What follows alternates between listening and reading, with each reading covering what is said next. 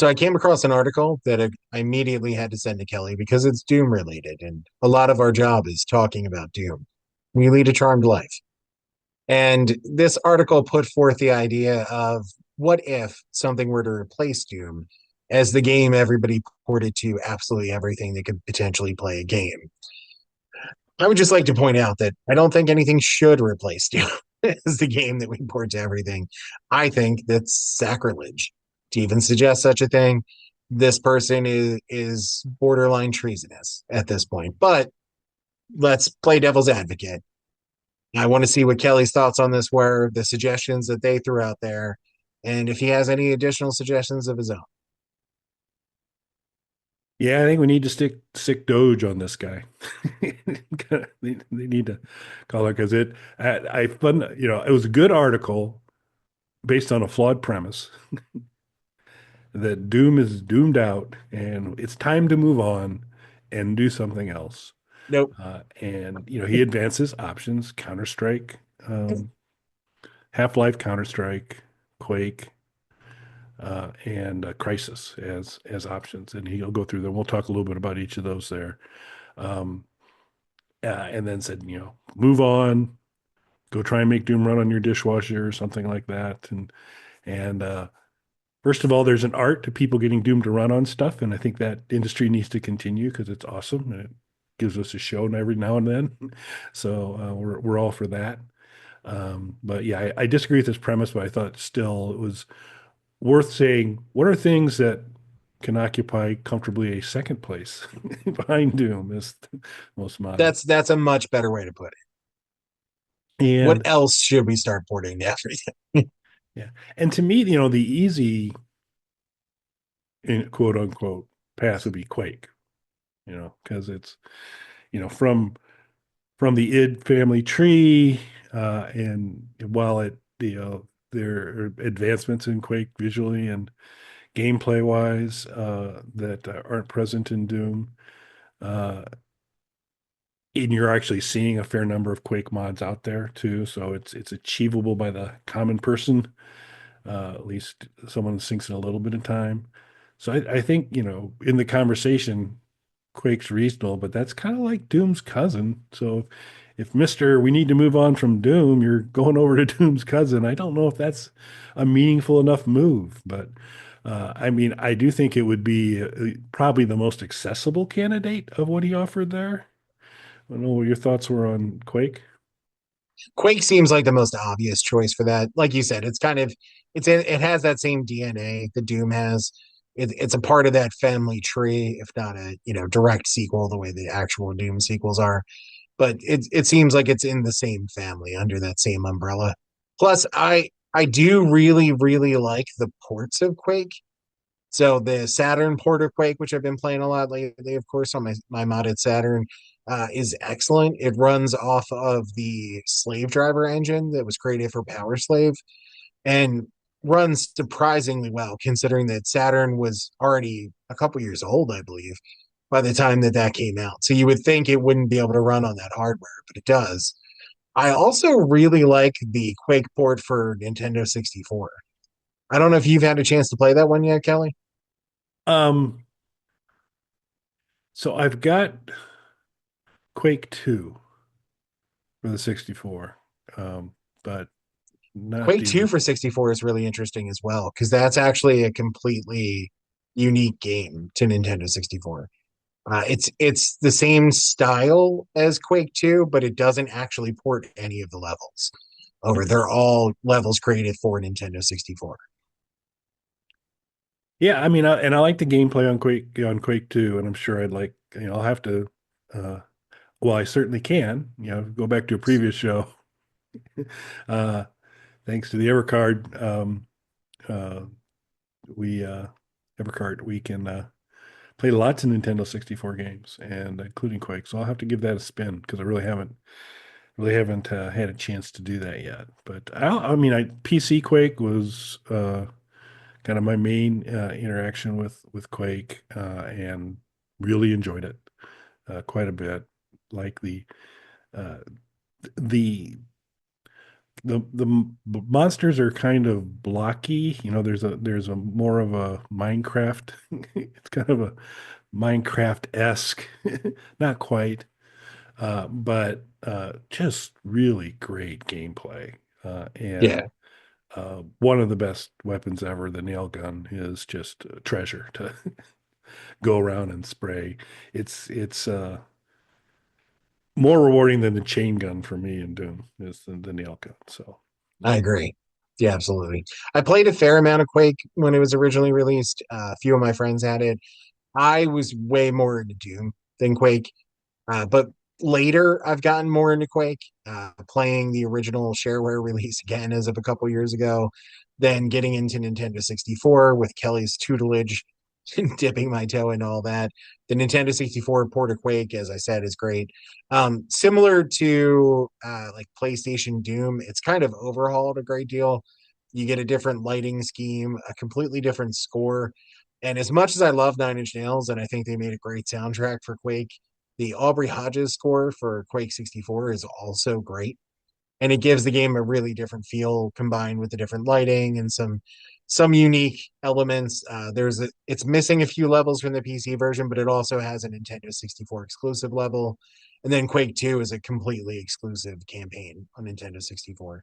The Saturn version plays great too, and it more or less recreates the PC game on hardware that you wouldn't think would be able to do it using the slave driver engine. And it's also so the thing to know if you're not familiar with Saturn, slave driver engine runs fantastic. However, Power Slave controls differently than most of the first person shooters that you'd be used to at that time. Like Doom, Duke Nukem, things like that. They all kind of controlled the same way. Whereas Power Slave has a so there's a what's that word that I'm looking for? Where you run and you can't stop. strafing? You don't- No, no, no. Momentum. There you go. Took me a Oh, while, but I got there. there you go. There's a momentum to your character as you move, which you don't get in things like Doom and Duke Nukem and things like that. So it controls a little bit differently. It was a little weird when they ported over Duke Nukem 3D. While it looks, in my opinion, it's the best port of the game in terms of the way that it looks. The controls are a little awkward because it didn't have that momentum, which now it has because of using the plane. They didn't like the feel of it with Duke Nukem. So it's in there a little bit to give it kind of its own unique identity, but not to the degree of Power Slave and Duke Nukem. But I would start with Power Slave just so you know you get a feel of the handling on Saturn first. But Power Slave is awesome and it looks great.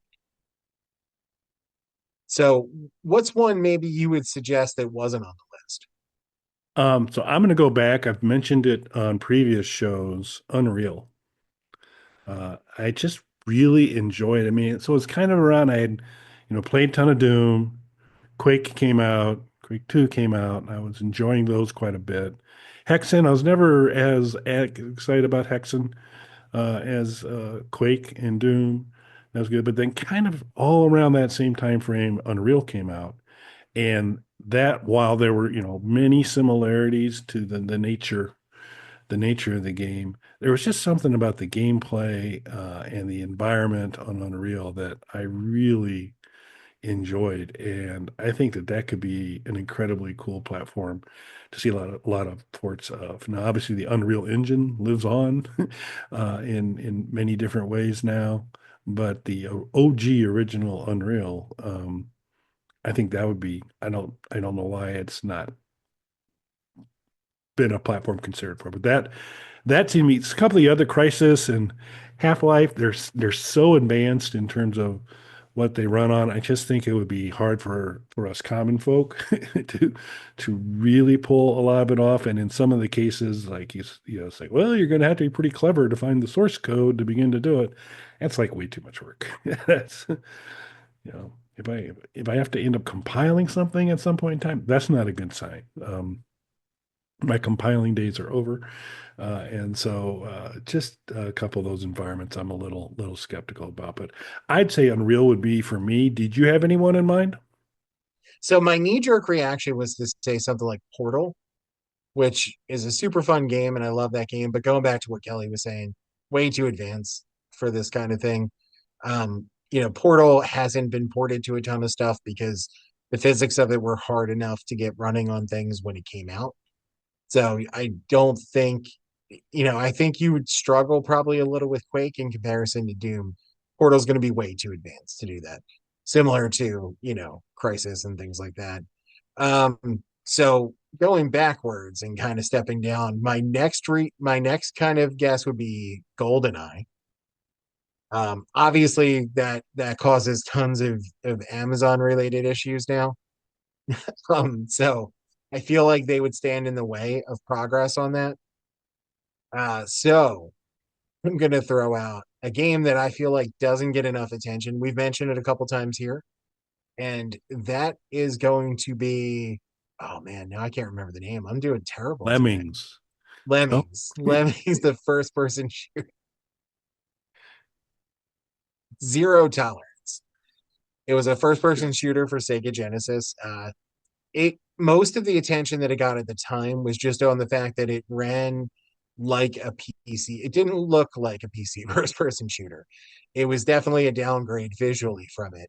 And the HUD is gigantic and takes up a huge portion of the screen in order to get it to run. But it worked the same way that PC games do, using the same kind of ray tracing method, which, as far as anybody was concerned, wasn't possible on a 16-bit system of the era. A couple of first-person shooter games popped up on Super Nintendo, but they did it in a different way, using the system's built-in mechanics for rotating and stretching images. So it kind of faked ray tracing, which is why when you play things like Doom on Super Nintendo, for example, you get stuck a lot on things. It's because you're not actually moving through the environment. It's not redrawing it. It's moving the scene around you, which is why you get stuck so much. So while it's not super visually impressive, zero tolerance, it is running the same way a PC game works. So I would think it being an older game like that and basically using the same mechanics as something like Doom, you could easily port this over to things. And I have it on my At Games Legends Mini. So that was my first time playing a first person shooter like that on an arcade style system. And it, to me, translated really well. I thought it was really fun. Yeah, that's one of the beauties of the Legends platform is pretty enjoyable environment to test several of those out and to do Yeah. that. That's a good recommendation. I like that. That would be a good thing if there was a need. But as we established at the beginning of the show, there's no Right. need. Keep No. modding Doom. You should make a version of Doom where Doom guy plays zero tolerance in Doom. There you go. That would be appropriate. But anything else? See no need. And continue to get it to run on pencils and hay and other things that you can do it. That's all good too. But we need to be keeping Doom alive. So cool. All right. Well, thanks for watching, everybody. Thanks, everybody.